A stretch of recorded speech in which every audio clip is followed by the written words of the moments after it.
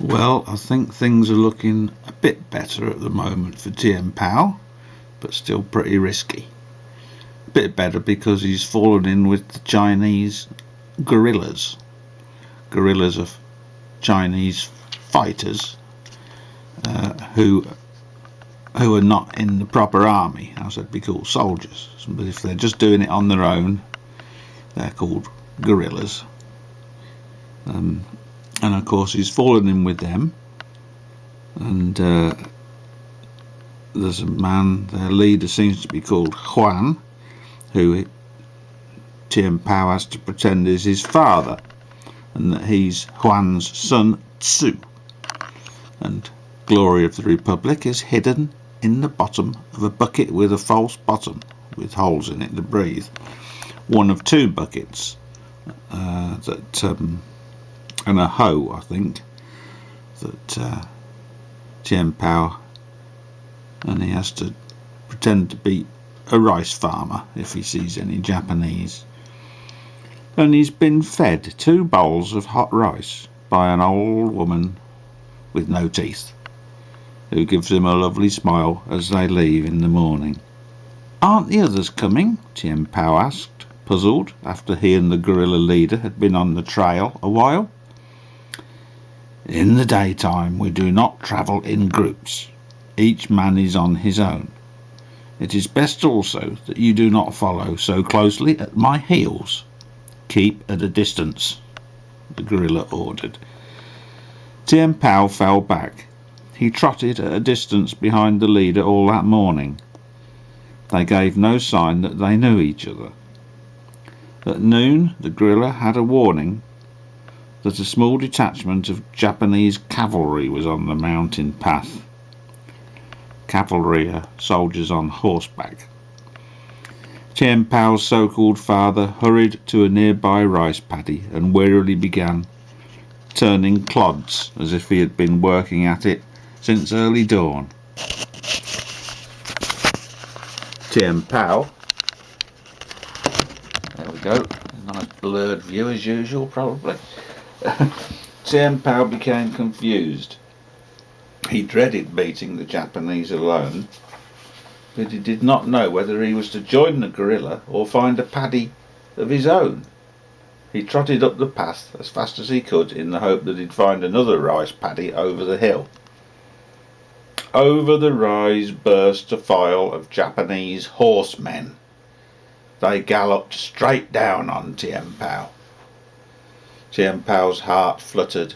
He wanted to run, but he crowded to the side of the path and kept jogging along under his loaded buckets. To his relief, the Japanese horsemen passed him without so much as a glance at him. Then one of the buckets happened to graze the leg of an officer's pony. The horse shied. The officer had him under control in a moment, but instead of riding on, he whipped his pony around on the path and charged him straight at Tien Pao. There was nothing to do. Tien Pao flung himself over the bucket in which Glory of the Republic was hidden. Above him reared the horse, hooves pawing the air. But the horse was afraid of the sprawled Tien Pao. Snorting with fear, it backed away on its hind legs. With a curse, the officer rammed his spurs into the animal's flanks. But instead of coming down on Tien Pao, the trembling horse, in one wild plunge, cleared Tien Pao, buckets and all, and tore headlong down the steep, rocky side of the hill. There had been no time for fear, and now that officer and horse were gone, Tien Pao began shaking all over, weeping from rage and hate.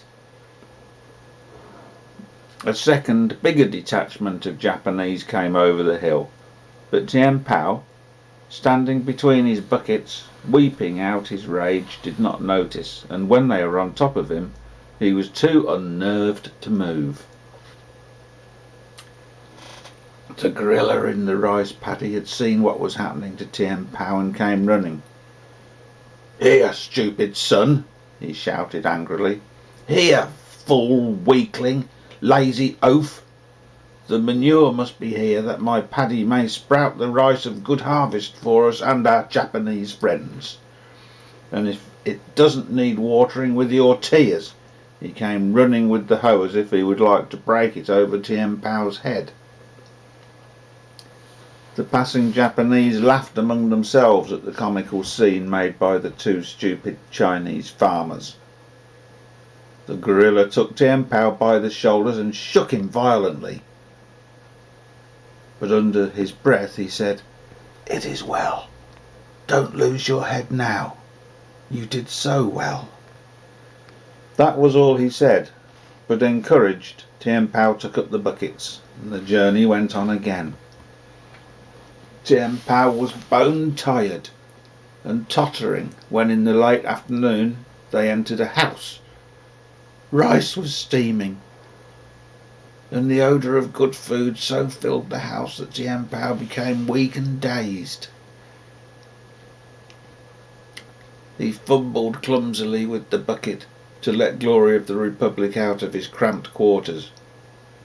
A young woman took the bucket from him and handed him a bowl of steaming rice instead. Tien Pao did not even look up at her, just sat stooped over his rice, letting the steam from the beautiful big white kernels curl up around his nose. There were no gorillas here. There was no one in the house but the young woman. The gorilla leader turned to Tien Pao. "This is your mother while we're here. This is my wife, Yin."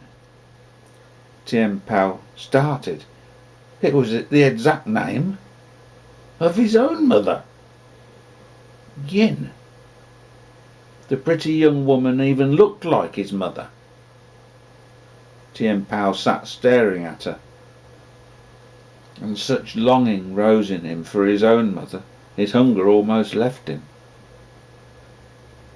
The young woman who was feeding Glory of the Republic saw him staring. She smiled and nodded for him to start eating. She understood. Tien Pao ate, but his heart was full.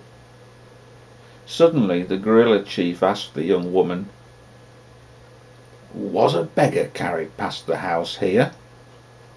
She nodded. "Oh, hours ago. And if they keep on at the pace they were going, the beggar should be in friendly territory by the time night falls." Tien Pao was puzzled. But suddenly Yin laughed and said, "Oh, it worked splendidly. One man was carrying the old greybeard, piggyback, and that old beggar looked so piteous that even a Japanese officer dropped some small money in the wooden bowl the beggar held in his dirty hand.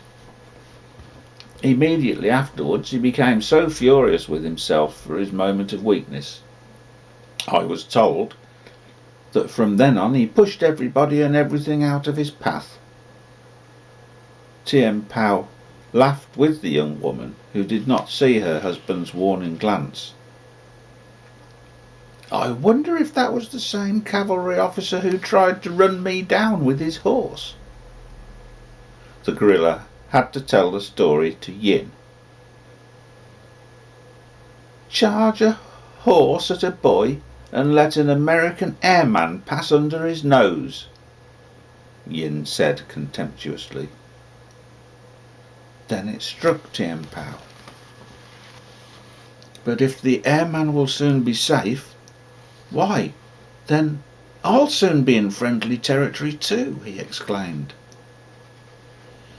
"A few more hours of walking tomorrow morning and you'll be out of the Japanese lines," the gorilla assured him.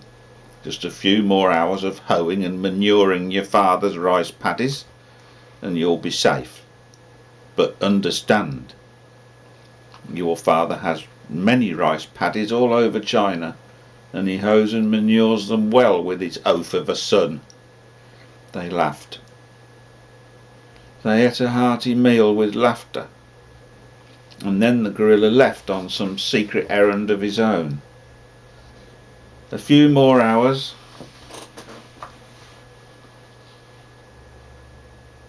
Tien Pao marvelled aloud after the meal was over. He still couldn't believe it. It seemed almost impossible, after the many long days and longer nights. A few more hours in the morning.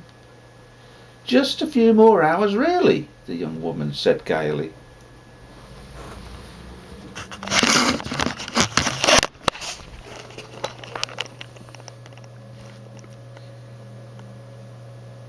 Just a few more hours, really, the young woman said gaily. But then, why can't we go right on like the airman? Yin shook her head. Your so-called father has other things to do this night, and then the wounded airman is being carried. But after the beating you've been taking all these days and nights, and no food, you couldn't keep it up with those heavy buckets. Ah, but you need a bath. The woman hauled out a wooden tub and splashed warm water into it. Tien Pao began taking off his mud-caked clothes, but they wouldn't come. They stuck. He had to ask Yin to help. It hurt so much. Yin soaked them loose, but she looked thoughtful and serious when the cloth stuck in the old wounds, and she winced with Tien Pao when she worked the stuck cloth loose. When Tien Pao was finally stripped, Yin vigorously scrubbed his dirt, but she daubed gently at his many sores and bruises, and muttered angrily to herself whenever she hurt him. After you've bathed me, may I bathe Glory of the Republic in the tub? Tien Pao asked. He's a very proper pig, and he has many wounds too. It's pretty hard to stay on your feet climbing mountains in the dark. The guerrilla leader, coming into the house, heard Tien Pao's plea for Glory of the Republic. Oh, so, he said. Is that the name of your pig? Well, it's a good name, for we're going to have much use for him in fighting for the Republic. He tricked one Jap, and he's going to trick more. They just love pork. They can't resist it when they hear it squealing on some dark mountain path. The guerrilla laughed, but Tien Pao did not laugh. Glory of the Republic is all I have, he said softly. In that you have more than we, the guerrilla said sternly. We half starve while we work for the Japanese. We fight them at night, and they hunt us night and day. You remember the old woman? You remember the old woman that gave you that second bowl of rice this morning? Oh, I do, Tien Pao said fervently. Well, word has just come to me. The Japanese burned her house, and she was in it. And you don't even want to sacrifice a pig. Tien Pao paled, and he did not know what to say after that awful news. Anyway, he said it. It would sound selfish and hard-hearted. He finally said it to the young woman, but he did not dare look at the guerrilla. I've lost my home, the sampan, and the ducklings, he almost whispered. Nor do I know if I will ever get back to my father and mother and my baby sister. The little pig was all I had in the dark nights in the mountains, and I was not so brave, but I had Glory of the Republic.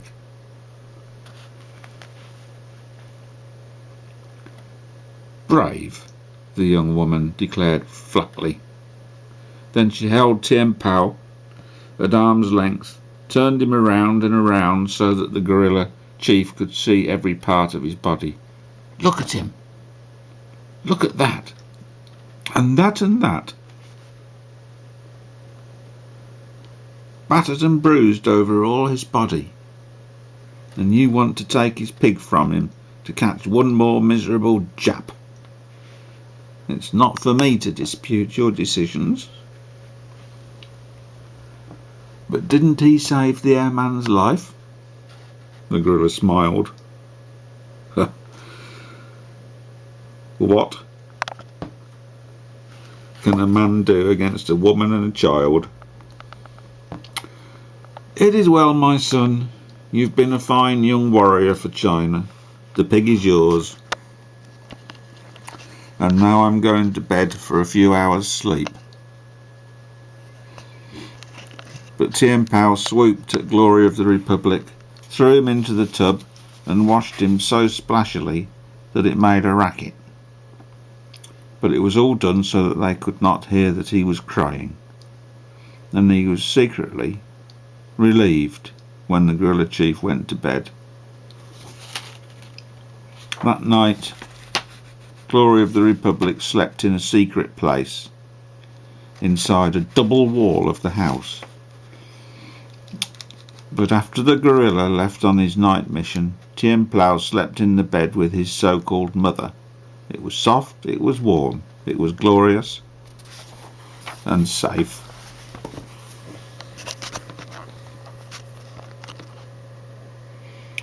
And that is the end of that chapter. Next we'll be seeing if Tien Pao and the gorilla, Huan and Su, are going to make it the rest of the journey out of the Japanese lines. We'll see.